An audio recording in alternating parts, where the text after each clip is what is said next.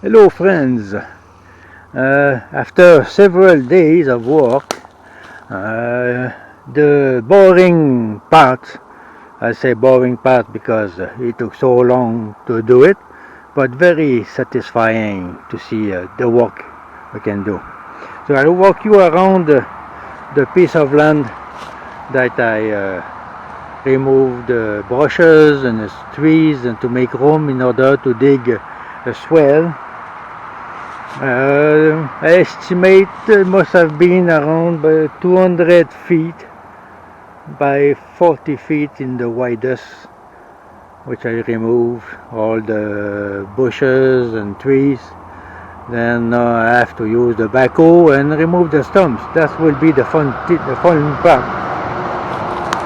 So I will walk you through. Okay, so I'm gonna probably start digging the swale around here. I don't know if we can see very well on the camera, but the land seems to be doing some kind of a basin, a curve here, a depression, and it's going downhill that way. So let's walk you through. So there's a lot of stumps. And like I said earlier, those trees are weird. Even if they are being laid on their side by ice storm, they keep on growing, even if they're all crooked.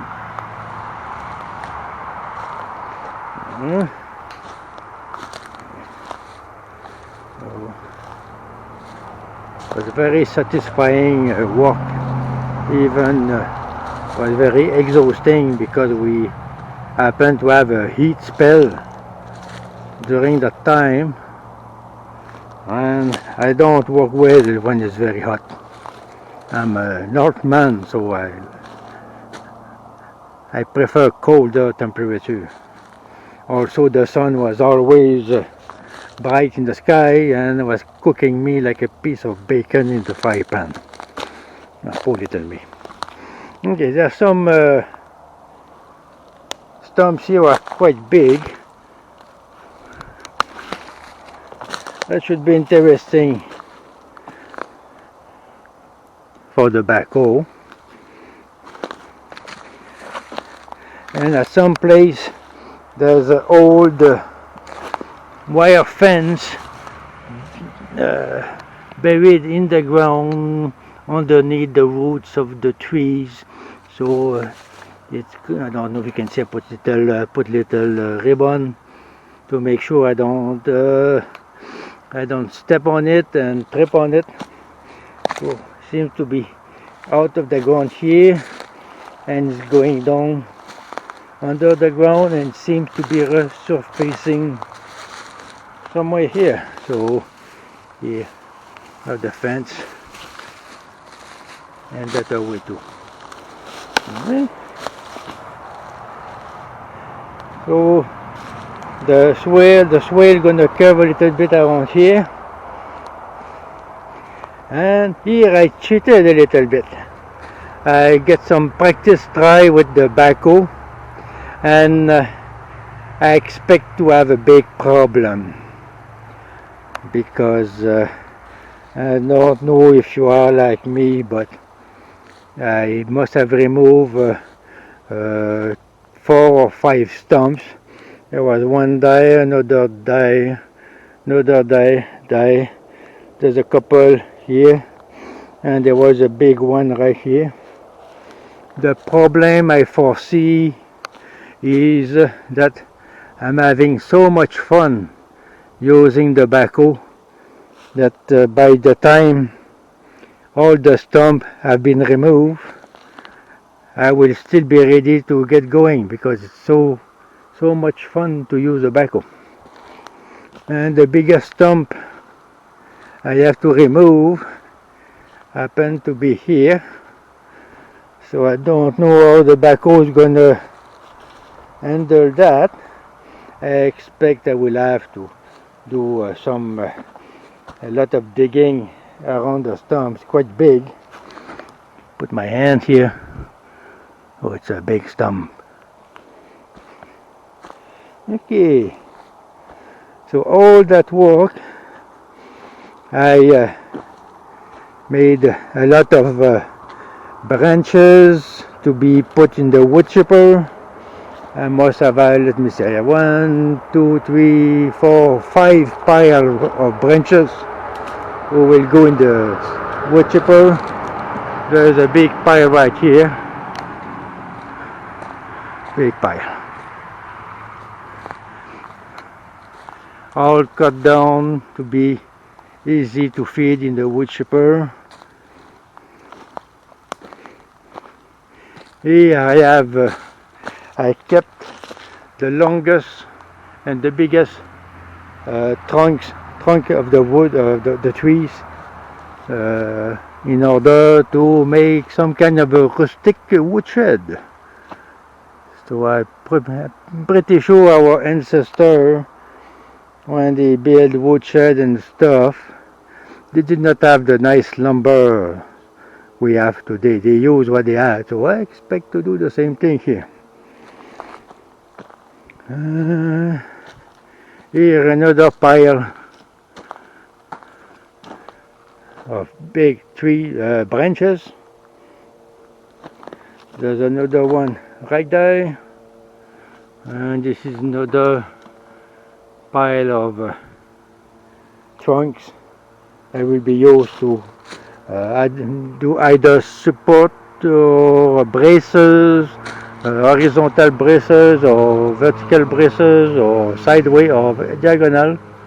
So they are not of that big, but I believe they will be sturdy enough to do the job. And let me show you the firewood I was able to gather. So this is my pile of firewood I made from the trees that was not big enough to be used as lumber for the woodshed, and that was too big to put in the wood chipper. It's quite a big pile. I don't know. I estimate at about maybe 3 cords, maybe 4 cords. I don't know. But it's good firewood. Like they say, the best firewood is the one you get for free. So this one, those did not cost me anything other than my sweat and some work. Okay, let's go back here.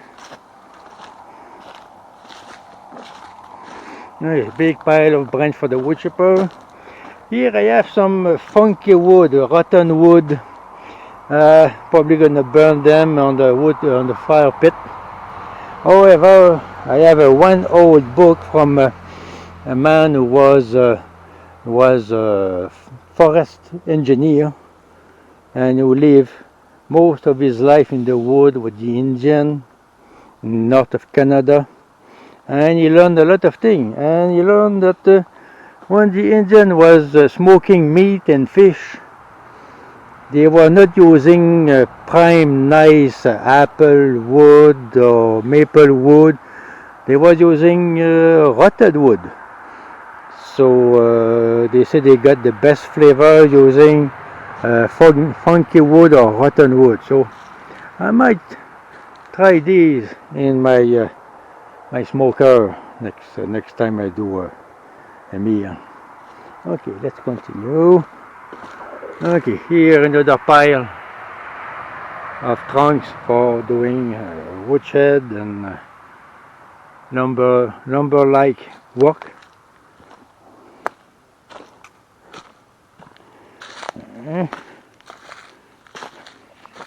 Here another pile of bushes for the wood chipper.